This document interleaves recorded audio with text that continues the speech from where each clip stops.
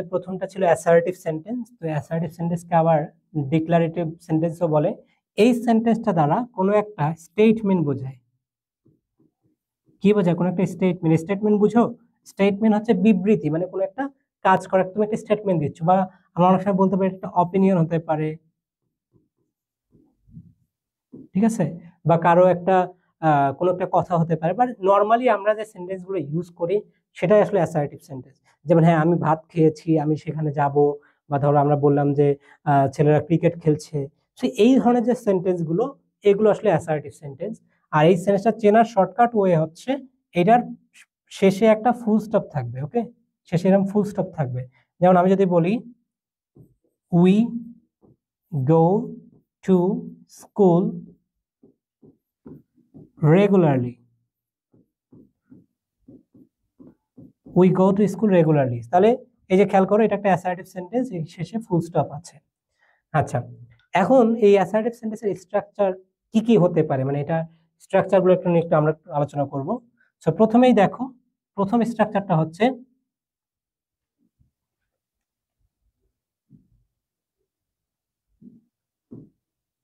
যে আমরা একটা সাবজেক্ট নিব, আমরা একটা পরবর্তীতে সাবজেক্ট কি এগুলো নিয়ে আলোচনা করব। এরপর আমরা একটা বি ভার্ব নিতে পারি, তারপর হচ্ছে আমরা এক্সটেনশন নিতে পারি। এখন বলতে পারি যে স্যার বি ভার্ব কোনগুলো?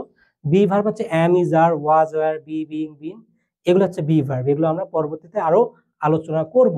সো দেখো আমি একটা অ্যাসার্টিভ সেন্টেন্স তৈরি করছি, যেমন I am honest. I am honest, খেয়াল করো এখানে আইটা সাবজেক্ট, অ্যামটা বি ভার্ব, এরপর একটা এক্সট্রা এক্সটেনশন নিয়ে নিলাম অনেস্ট। তাহলে আমরা এইভাবে বলতে পারি হি ইজ রিচ, বা he is a businessman, my grandfather was a freedom fighter. তাহলে এইভাবে কিন্তু আমরা অ্যাসার্টিভ সেন্টেন্স তৈরি করতে পারি। তাহলে অ্যাসার্টিভ সেন্টেন্সের একটা স্ট্রাকচার কি? একটা স্ট্রাকচার হচ্ছে সাবজেক্টের পরে আমরা বি ভার্ব নিতে পারি। ওকে, আচ্ছা, এবার সেকেন্ড স্ট্রাকচারটা হলো দেখো যে আমরা সাবজেক্টের পর আমরা হ্যাভ ভার্ব নিতে পারি। কি ভার্ব? Have verb. এখন হ্যাভ ভার্ব কোনগুলো? হ্যাভ ভার্ব গুলো হচ্ছে হ্যাভ, হ্যাজ, হ্যাড, এই তিনটাকে বলা হয় হ্যাভ ভার্ব।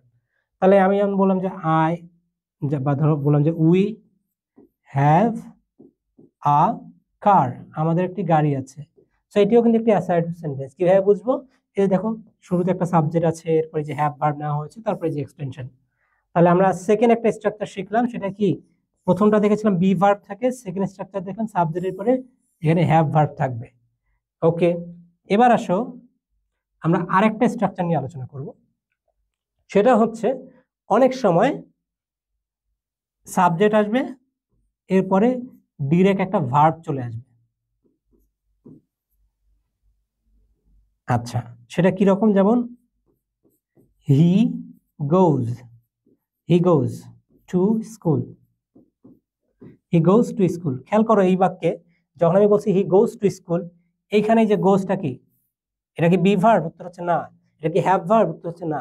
কিন্তু এটা একটা নর্মাল ভার্ব। তাহলে এই দেখো অনেক সময় কি হবে, সাবজেক্টের পর একটা নর্মাল ভার্ব বসবে, হওয়ার পর এই সেন্টেন্সটা হবে। তো এটা দুইটা ক্ষেত্রে হয়, একটা হচ্ছে হি গোজ টু স্কুল হতে পারে, আর একটা হচ্ছে he went to school, he went to school. So এই দুইটা ক্ষেত্রে আমরা এইভাবে করতে পারি যে, অর্থাৎ সাবজেক্টের পরে আমরা ডিরেক্ট একটা ভার্ব নিতে পারি। সো এটা দুইটা টেন্সের ক্ষেত্রে, একটা হচ্ছে প্রেজেন্ট সিম্পল বা প্রেজেন্ট ইনডিফিনিট, আর একটা পাস্ট ইনডিফিনিট। আমরা পরবর্তীতে এগুলো আরো আলোচনা করব। সো ভয়ের কিছু নেই। তাহলে এটা আমরা আমাদের আরেকটা স্ট্রাকচার, যে সাবজেক্টের পরে ভার্ব থাকে, এরপর আমাদের ডিরেক্ট অন্য কিছু আমরা নিয়ে একটা সেন্টেন্স করতে পারি। আর আমাদের ফোর্থ স্ট্রাকচারটা হচ্ছে আমাদের একটা সাবজেক্ট থাকবে, এই সাবজেক্টের পরে একটা অক্সিলারি ভার্ব থাকবে, অক্সিলারি ভার্বের পরে একটা মেইন ভার্ব থাকবে, এরপর এক্সটেনশন। যেমন আমি যদি বলি he is going to school, আগের সেন্টেন্সটা ছিল হি গোজ টু স্কুল, বাট এবার কি বললাম? He is going to school. তো তুমি এখানে খেয়াল করো, যখন বলছি he is going to school, দেখো একটা ইজ চলে এসেছে, এবং গোয়িং এটা আরেকটা। তাহলে ইজটা হচ্ছে অক্সিলারি ভার্ব, আর গোয়িংটা হচ্ছে মেইন ভার্ব। তাহলে কি বললাম যে একটা অক্সিলারি ভার্ব থাকতে পারে, একটা মেইন ভার্ব থাকতে পারে। সো এই চারটা স্ট্রাকচার, তুমি যখনই এই চারটা স্ট্রাকচার যদি কখনো পাও তাহলে বুঝবা যে সেটা কি সেন্টেন্স, সেটা অ্যাসার্টিভ সেন্টেন্স। তো আমরা অ্যাসার্টিভ সেন্টেন্স দেখলাম, এখন চলো আমরা দেখবো ইন্টারোগেটিভ সেন্টেন্স।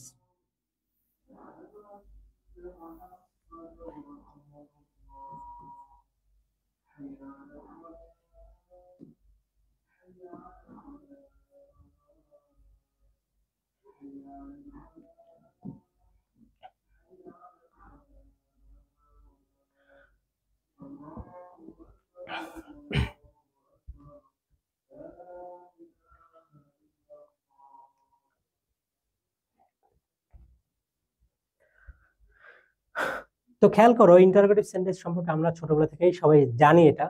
তো অর্থাৎ যে সেন্টেন্স দ্বারা কোনো কোয়েশ্চেন করা বোঝাবে সেটাকে আমরা বলবো ইন্টারোগেটিভ সেন্টেন্স। তাহলে ইন্টারোগেটিভ সেন্টেন্স দ্বারা কি বোঝাবে? যে কোনো প্রশ্ন করা, কোনো কোয়েশ্চেন করা বোঝাবে। এবং এটা চেনার সহজ উপায় হচ্ছে এই ধরনের সেন্টেন্সের শেষে একটা এরকম কানের দুল থাকে। আচ্ছা, আমি এটা মজা করে বলি যে কানের দুল, বাট এটা হচ্ছে কি ইন্টারোগেটিভ সাইন। হ্যাঁ, আমরা জানি প্রশ্নবোধক চিহ্ন। তাহলে কোনো সেন্টেন্সের শেষে যদি তুমি এই সাইনটা দেখতে পাও তাহলে বুঝবা সেটা কি সেন্টেন্স, সেটা ইন্টারোগেটিভ সেন্টেন্স। তো এখন আমরা দেখবো যে আমরা কিভাবে একটা সেন্টেন্সকে ইন্টারোগেটিভ করতে পারি। আমরা একটু আগে দেখেছিলাম যে অ্যাসার্টিভ সেন্টেন্সে কি থাকে, ধরো অ্যাসার্টিভ সেন্টেন্সে সাবজেক্ট থাকতে পারে, এরপর বি ভার্ব, মানে প্রথম স্ট্রাকচারটা এরকম ছিল, বি ভার্ব তারপর এক্সটেনশন। ওকে, তো এখন এই ধরনের সেন্টেন্সকে যদি আমরা ইন্টারোগেটিভ করতে চাই, এই ধরনের সেন্টেন্সকে ইন্টারোগেটিভ যদি করতে চাই তাহলে আমাদের প্রথমেই বি ভার্বটাকে সামনে নিয়ে আসতে হবে। অর্থাৎ বি ভার্ব বসবে, এরপরে সাবজেক্ট বসবে, তারপরে হচ্ছে এক্সটেনশন বসবে, এবং শেষে অবশ্যই একটা কোয়েশ্চেন মার্ক দিতে হবে। যেমন আমি যদি বলি যে হি ইজ অনেস্ট, খেয়াল করো, হি ইজ অনেস্ট। সো এটাকে তুমি যদি এখন ইন্টারোগেটিভ করতে চাও তাহলে এরকম হবে যে ইজ হি অনেস্ট, অর্থাৎ বি ভার্বটা জাস্ট সামনে চলে যাবে। এই যে বি ভার্বটাকে আমি সামনে নিয়ে আসছি, আর কিছু না, আর সাবজেক্টটা জাস্ট পরে চলে গেছে। তো এইভাবে কিন্তু আমরা ইজিলি করতে পারি। তো বি ভার্ব থাকলে আমরা বি ভার্বটাকে সামনে নিয়ে আসবো। সিমিলারলি যদি দেখি এখানে বি ভার্বের পরিবর্তে হ্যাভ ভার্ব আছে, তাহলে ওই হ্যাভ ভার্বটাকে আমরা সামনে নিয়ে আসবো, তাহলেই হয়ে যাবে। তো এটা গেল দুইটা স্ট্রাকচার। আরেকটা স্ট্রাকচারে আসি।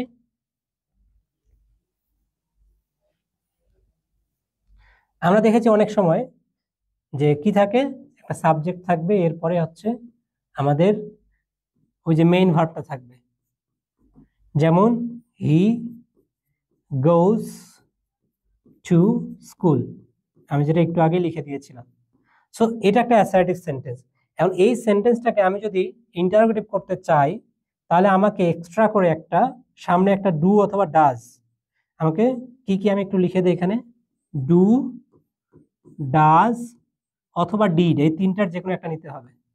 এখন কোথায় এটা কি বলবে, আমরা যখন এটা টেন্স নিয়ে আলোচনা করব তখন আমরা এটা বুঝতে পারবো।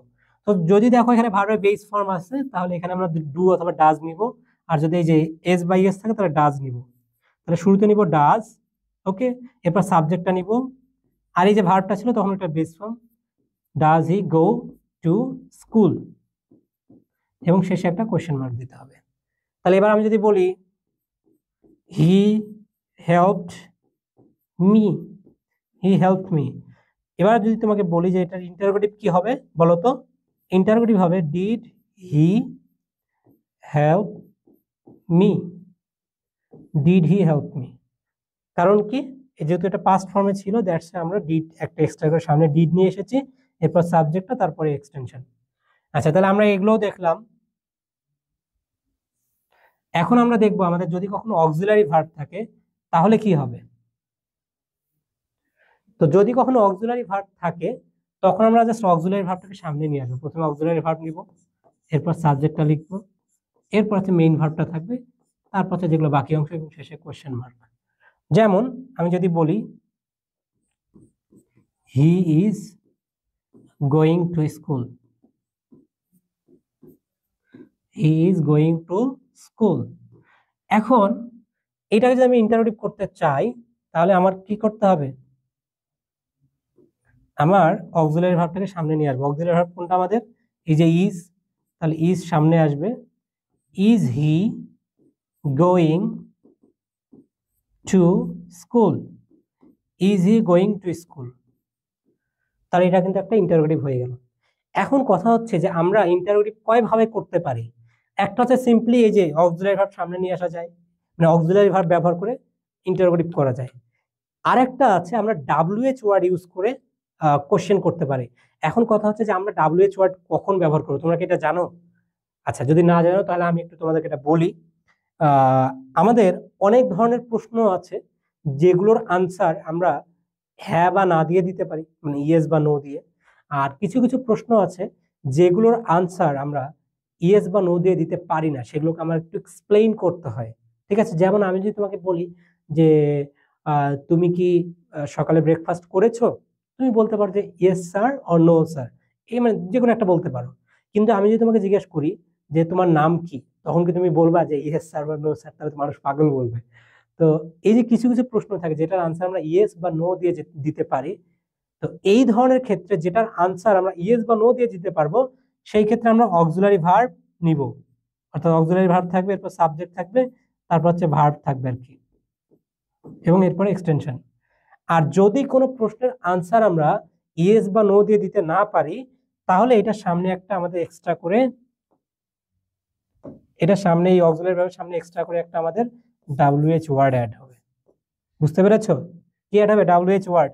যেমন আমি তোমাকে বললাম যে হোয়াটস ইউর নেম, বা ধরো এখানে আমি বলেছি is he going to school. এখন আমি যদি জিজ্ঞেস করতে চাই সে কখন গিয়েছিল, তাহলে when is he going to school. আমি যদি জিজ্ঞেস করি সে কেন স্কুলে গিয়েছিল, তাহলে বলবো why is he going to school. আমি কেন হোয়াই ইউজ করবো, কারণ আমি যখন বলবো যে why is he going to school, তখন কিন্তু আমি এটার আনসার ইয়েস বা নো দিয়ে দিতে পারবো না। ঠিক আছে, তখন কিন্তু আমাকে এটাকে অবশ্যই এক্সপ্লেইন করে বলতে হবে। দ্যাটস ওয়াই তখন WH ওয়ার্ড আসবে। এবং এই জিনিসটা আমরা দেখো বাংলাতেও কিন্তু তোমরা একটা জিনিস ভুল করো, সেটা একটু বলি। ভুলটা হচ্ছে যেমন আমরা অনেক সময় এই যে কয় ঋষি আর কয় দীর্ঘি, তুমি দেখবা যে বইয়ে কোথাও কোথাও কয় ঋষি দেওয়া আছে, আবার কয় দীর্ঘি দেওয়া আছে। তো কখন কোনটা ব্যবহার করব, এই কি এবং এই কি এর মধ্যে পার্থক্য কি আসলে?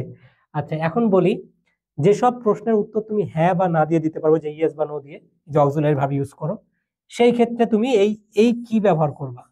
আর যদি কোনো প্রশ্নের উত্তর ইয়েস বা নো দিয়ে দেওয়া না যায়, হ্যাঁ বা না দিয়ে দেওয়া না যায়, তাহলে এই কি প্রশ্ন হবে।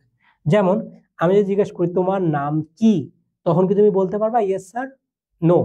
তখন তোমাকে এই কি ব্যবহার করতে হবে, যে তোমার নাম কি। আর আমি যদি তোমাকে বলি যে তুমি কি দুপুরে খেয়েছো, তাহলে তখন এই কি হবে, কারণ তখন তুমি উত্তর দিতে পারবে যে হ্যাঁ, ইয়েস অর নো। সো এই হচ্ছে আমাদের ইন্টারোগেটিভের বেসিক আলোচনাটা আমরা করলাম। আমার মনে হয় যে এখানে আর তেমন কিছু আমাদের বাকি নেই। সো এখন আমরা চলে যাই আমাদের পরবর্তী পার্ট, সেটা হচ্ছে ইম্পারেটিভ সেন্টেন্স। তো ইম্পারেটিভ সেন্টেন্সটা আসলে কি? ইম্পারেটিভ সেন্টেন্স হচ্ছে যে সেন্টেন্স দ্বারা কোনো অর্ডার, মানে আদেশ, কোনো উপদেশ বা অ্যাডভাইস, ঠিক আছে, কোনো হচ্ছে তোমার রিকোয়েস্ট, মানে কারো একটা অনুরোধ, ঠিক আছে, তারপর কারো একটা প্রপোজাল হতে পারে। প্রপোজাল বোঝো তো? প্রপোজাল মানে কেউ তোমাকে একটা কোনো কিছু প্রপোজ করছে। আর আরেকটা হচ্ছে প্রহিবিশন। প্রহিবিশন মানে হচ্ছে নিষেধাজ্ঞা, মানে কোনো কিছু নিষেধ করা। তাহলে যে সেন্টেন্স দ্বারা কোনো অর্ডার, অ্যাডভাইস, কোনো রিকোয়েস্ট বা কোনো প্রপোজাল বা কোনো প্রহিবিশন বোঝায়, সেই ধরনের সেন্টেন্সকে আমরা বলবো ইম্পারেটিভ সেন্টেন্স। ওকে, এবং ইম্পারেটিভ সেন্টেন্সেও কিন্তু আমাদের কি থাকবে, এই যে ফুল স্টপ থাকবে সেন্টেন্সের শেষে। আর এই সেন্টেন্সটা আমরা কিভাবে চিনতে পারবো সহজে ইম্পারেটিভ সেন্টেন্স? ইম্পারেটিভ সেন্টেন্সের সহজ উপায় হচ্ছে, ইম্পারেটিভ সেন্টেন্স সাধারণত ভার্ব দিয়ে স্টার্ট হবে। অর্থাৎ এখানে যে আমরা সবসময় একটা সাবজেক্ট নেই না, এই সাবজেক্টটা সবসময় এখানে সাইলেন্ট থাকবে। এখানে একটা সাইলেন্ট সাবজেক্ট থাকে, সেটা হচ্ছে ইউ। একটা সাইলেন্ট ইউ সবসময় এখানে থাকবে।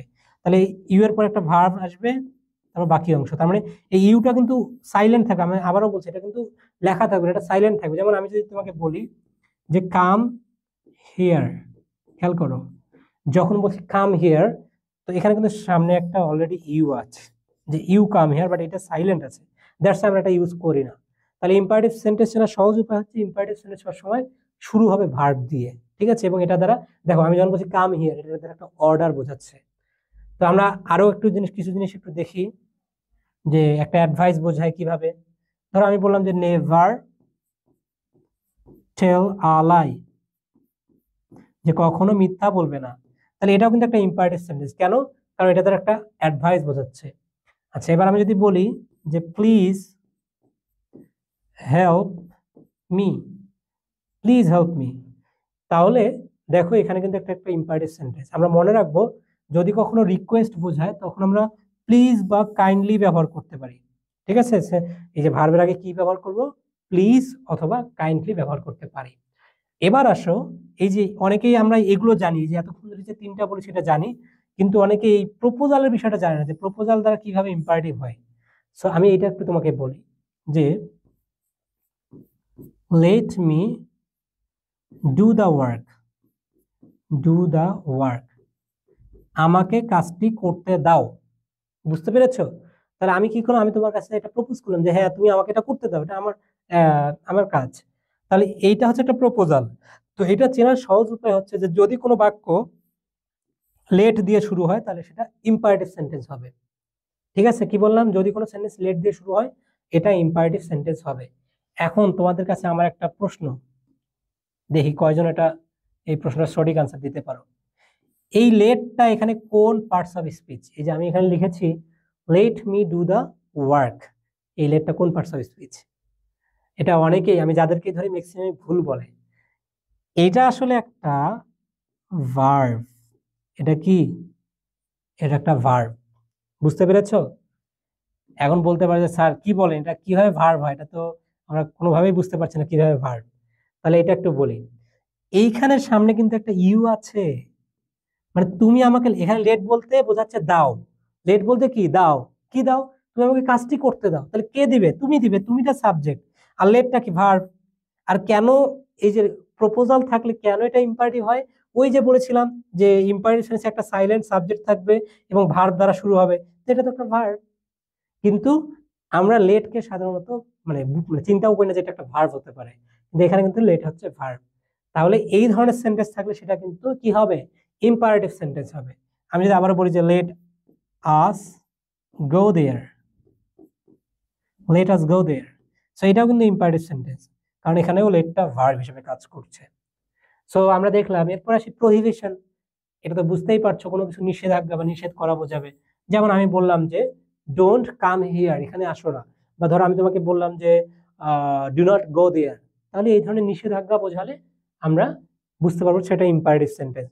সো ইম্পারেটিভ নিয়ে মোটামুটি আমাদের যে আলোচনাগুলো ছিল সেগুলো আমরা সবই শেষ করেছি। আচ্ছা, তোমাদেরকে আমি শুরুতে একটা কথা বলেছিলাম যে একটা ওয়ার্ড মিলেও কিন্তু একটা সেন্টেন্স হতে পারে।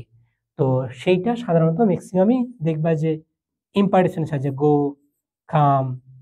ওকে, সো এই সেন্টেন্সগুলো সাধারণত ওই যে একটা ওয়ার্ডের যে সেন্টেন্সগুলো এগুলো সাধারণত ইম্পারেটিভ হয়।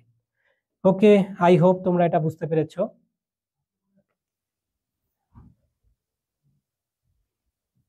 আচ্ছা, এখন দেখো আমরা আলোচনা করব আসলে অপটেটিভ সেন্টেন্স নিয়ে। আচ্ছা দেখো, এই অপটেটিভ সেন্টেন্স বলতে কি বোঝায়, আমাদের এখানে একটা আগে থেকেই সাইন চলে সেটা ভুলে। ওকে, অপটেটিভ সেন্টেন্স দ্বারা কোনো উইশ অথবা প্রেয়ারকে বোঝাবে। কি বোঝাবে? কোনো উইশ বা প্রেয়ার। হ্যাঁ, মানে কোনো ইচ্ছা। উইশ মানে কি ইচ্ছা, প্রেয়ার মানে কি, প্রেয়ার মানে হচ্ছে কোনো কিছুর প্রার্থনা। তাহলে তোমার যদি কোনো ইচ্ছা প্রকাশ পায় কোনো সেন্টেন্স দ্বারা বা কোনো একটা প্রার্থনা প্রকাশ পায়, সেটা আসলে হবে অপটেটিভ সেন্টেন্স। লাইক আমি যদি তোমাকে বলি যে may Allah bless you, may Allah bless you.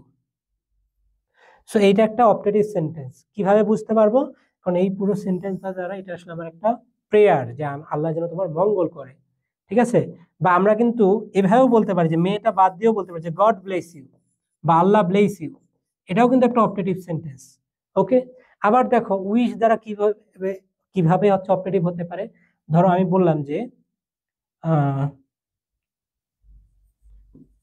Would that